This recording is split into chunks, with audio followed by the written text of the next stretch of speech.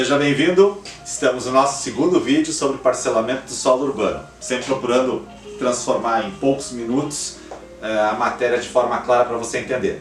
Eu falava no outro vídeo que a primeira legislação sobre parcelamento do solo surge na Europa, no momento que há uma crise social. O camponês vem para a cidade explode demograficamente, falei do exemplo de Paris, e havia uma especulação imobiliária, os contratos eram frágeis, não havia estrutura desse parcelamento do solo, desse loteamento que acontecia, então se criou uma norma, no vídeo anterior eu falei disso, na França, e ela se expandiu para a Itália, a Bélgica e a Alemanha. Falei que tinha um decreto de 58 no Brasil e vou dar a chegada dele agora no nosso território. Em 1890 já se começa essa migração mais forte no Brasil do campo para a cidade. As periferias urbanas, segundo esse professor, que fica a indicação do livro Cidadania Urgente, James Houston, ele vai falar que em 1930 surgem então essas periferias urbanas, a galera, não só os imigrantes que vinham de fora do país, mas também o pessoal do campo, morava perto das indústrias para trabalhar. São Paulo cresceu freneticamente, não tinha estrutura para todo mundo, não tinha casa para todo mundo, e as pessoas ficavam ali amontoadas em imóveis de 12 metros quadrados com 6 pessoas dentro, né? E a elite paulista na época, os donos de indústrias queriam botar o trabalhador mais para os subúrbios, mais para fora, e não havia oferta de imóveis. Então foi criada uma ideia de que o trabalhador teria condições de comprar um imóvel mais fora do centro e teria uma casa com 7 cômodos, arejada, com mais higiene para morar, algo com mais qualidade de vida para sua família, e isso também traria uma mão de obra mais confiável.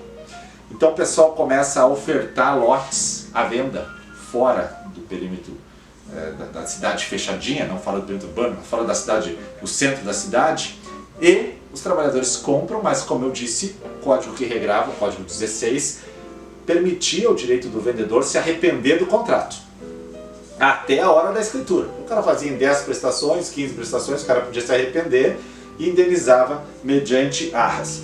Nessa época, 20% da população tinha casa própria no Brasil. O restante vivia nesses aluguéis tentando comprar, então havia uma vontade muito grande de se ter o próprio imóvel. Quem trata disso? Quem trata dessa matéria bem?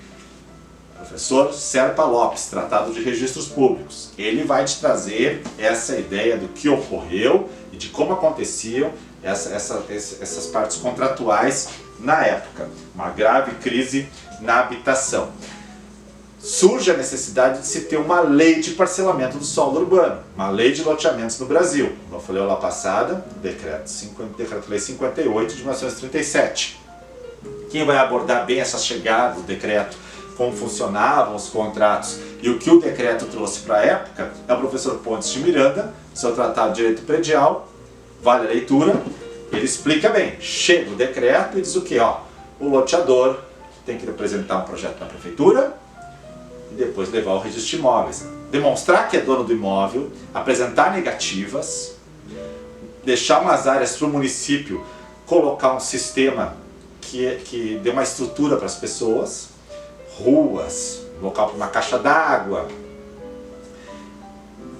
Tem que ter um modelo de contrato, que vão ser vendidos esses lotes, que é um contrato padrão. Esse contrato padrão vai se chamar promessa de compra e venda. Pode ser feito por instrumento público ou particular. Pode ser cedido, passado a gente, mediante trespasse. Você vira o contrato e no verso cede ele para um terceiro, seus direitos. E se no final, ao final, não for passada a escritura pública, pode o adquirente pedir ao Poder Judiciário a adjudicação compulsória, ou seja, que o juiz determine a lavratura desse registro para a nova pessoa. O Decreto 58 traz toda essa gama de informações e depois dele vem o Decreto 3071, depois o Decreto-Lei 271, que é matéria do próximo vídeo, porque eu estou chegando em 5 minutos, já está esgotando meu tempo, mas se gostou, dá o like, eu volto logo com mais um pouco dessa aula sobre parcelamento do solo. Muito obrigado!